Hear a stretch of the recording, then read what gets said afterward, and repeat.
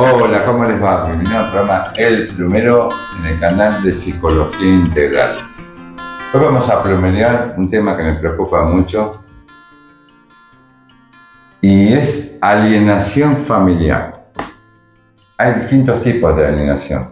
En una corta y breve definición, la alienación familiar es cuando el otro decide por motu propio.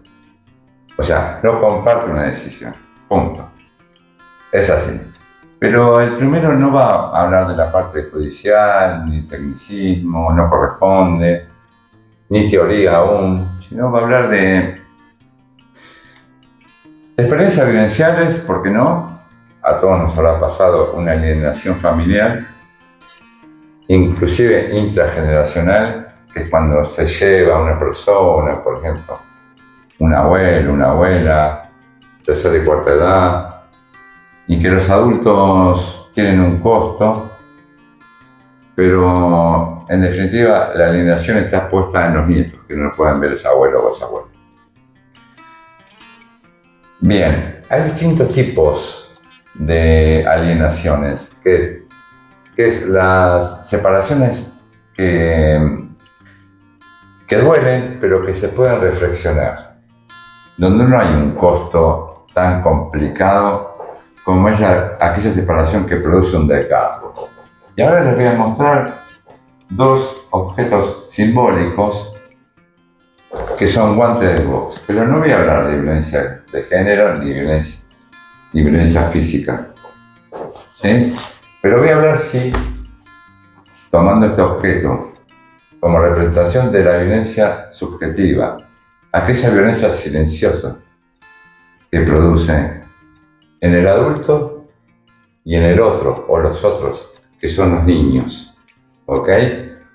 Niños que aún están padeciendo esto y niños que ya son grandes, que ya crecieron. Y otro objeto que tomé es esta cadena, una cadena fuerte, ¿no? Que se inicia con un encadenamiento fuerte, que después va tomando otras formas, dependiendo de cómo fue ese proceso. ¿Correcto? El primero te invita a reflexionar, ¿sí? No te conduce a algo que quiere hacer el primero, sino que a reflexiones. Y si sirve con construcción de salud, que no me voy a cansar de decir esa palabra, buenísimo, ¿sí?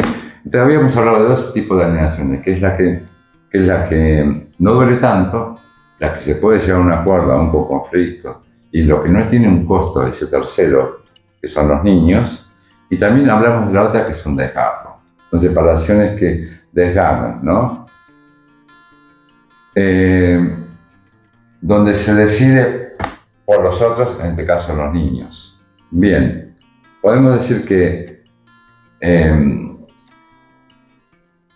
hay un condicionamiento a ese niño en el cual no tiene autorregistro de lo que se relaciona en cuanto a lo verbal, a lo relacional, ante ese vínculo. Yo lo puedo escuchar, pero lo que sí tiene registro perceptivamente es del clima de ese vínculo, ¿no? De ese vínculo de pareja, etcétera, etcétera. Sí, hay algo que no le está cerrando. ¿Ok? Bueno, entonces se produce lo que es lo engañoso, ¿no? De una de las partes. Engaña a un niño, el niño obedece, porque, por ejemplo, padre, madre, o un tutor que tenga cierto poder, entonces hay una suerte de engaño hacia ese niño, en el cual obedece. Otra de las cosas que sucede en esta alineación familiar con el costo de los niños es que terminan siendo como un escudo emocional, ¿no? Un escudo emocional que él no eligió o ellos no eligieron, y a su vez termina siendo un escudo. Pero la pregunta sería, si no eligen, si no deciden los niños, si no tienen la posibilidad de hacer una réplica, ¿Dónde está la parte narcisista, si se quiere? ¿No?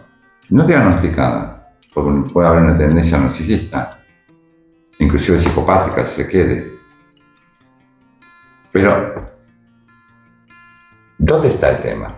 Que el otro decide y pone como escudo a sus hijos, por ejemplo, para llevárselo a otra provincia o llevárselo al exterior, ¿no? Siempre quizás con un engaño, con un discurso de ya vas a entender cuando seas grande, no preguntes, tenés que venir conmigo, y ni que hablar si se le miente como que se van de vacaciones.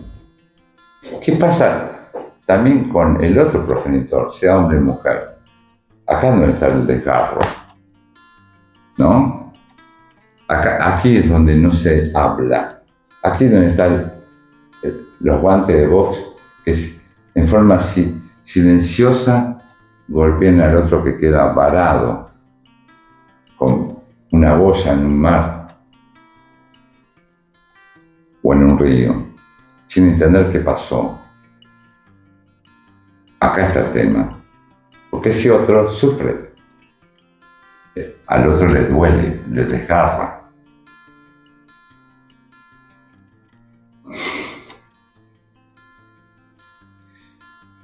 ¿Por qué? Porque solo se cubre aquel que lo hizo en un solo relato, en su propio relato. No da lugar a que el otro progenitor, sea mujer o hombre, pueda tener un relato propio también, como para llegar a un acuerdo.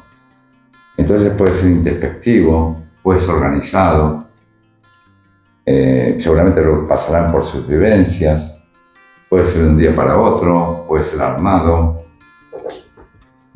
¿Sí? Repito, el primero no habla de lo judicial, que existe por supuesto, ni de tecnicismo ni de teoría. ¿Sí? El primero intenta hablar de reflexiones que pasan desde lo vivencial, por sobre todo, y después desde lo profesional, en mi caso particular y en muchos casos, por supuesto. El tema es que ese niño, en plural, va a crecer. ¿Sí?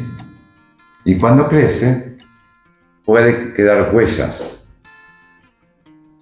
porque también es golpeado psicoemocionalmente. Aún desde un amor, se supone, ¿no? Se supone. Y ese niño va a crecer. Y cuando crece con esas huellas, ojalá que no, quizás sea un niño en su adolescencia o en su adultez desconfiado. Quizás no crea en el otro porque empezó a tener su propio relato, de darse cuenta. Ya no fue un clima, ya tiene reflexiones que permiten cognitivamente darse cuenta de la situación. Entonces tiene su propia definición de esa historia con la cual pasó. Y esto puede suceder, o quizás no crean el amor, o puedan superar todos estos ítems. No lo sé. Hay que trabajarlo. Esos niños, si ya son adultos, si ya son adolescentes, lo tienen que trabajar. Ya saben dónde. En ese lugar, desde lo terapéutico. Para no llevarse esa carga, esa cadena, que fue muy fuerte, muy gruesa y muy lineal en un comienzo. Pero eso, claro.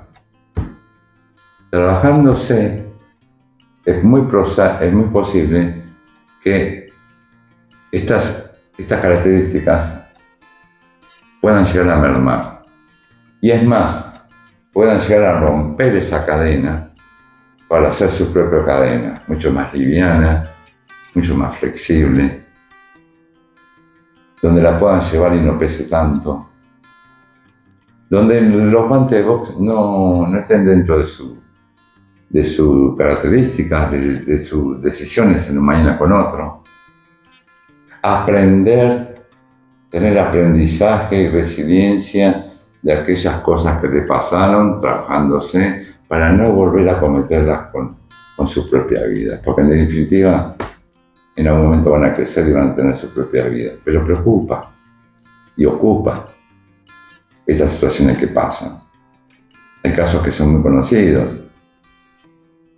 donde han se llevado padre o madre, progenitores a sus hijos, sin pedir permiso. Hay casos conocidos también acá en el país, por supuesto, y eso desgarra.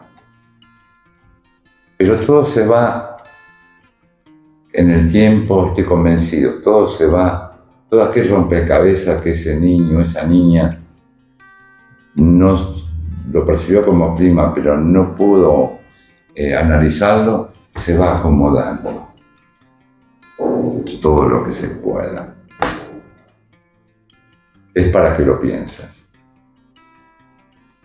Si se te ocurre hacer algo así, no sé, yo lo pensaría, lo reflexionaría, lo trabajaría, pediría ayuda y trataría de llegar a un acuerdo, porque siempre están en el medio, como escudo emocional, los niños. Y para cerrar te diría, si fuiste un niño que estuvo en el medio justamente, eso no te condena, como lo dije, a repetir esa historia. Para nada. No te va a condenar a repetir la misma historia. Tenés derecho a armar tu propia historia. Tenés derecho a armar tu propia historia, tu propio relato. Esto es lo que yo te digo para darte optimismo a vos que te pasó, que todavía estás ahí con esas huellas dando vueltas, que la trasladás a otros lugares sin darte cuenta, porque eso fue lo que mamaste, lo que te dieron sin haberlo elegido, sin haberlo decidido. No, está en vos no repetir la misma historia. Poder hacer crecer un árbol que sea distinto, que vos mismo lo plantes y que quede aquello como aprendizaje y fortaleza también. ¿Se entiende? De haber podido seguir trabajando, estudiando, vinculándote con otros, aún así con eso que te pasó, que nos pasó de alguna manera a todos, de alguna manera a todos, repito. Bueno, puedes hacer tu propio árbol. Deja, ese es un deseo, pero que tenés que trabajarlo. Tenés que pensar, liberarte de los miedos, liberarte del condicionamiento que te dieron, liberarte de las posibles mentiras que te dijo uno de los progenitores para desgarrar de esa madre o ese padre a ese hijo o esos hijos.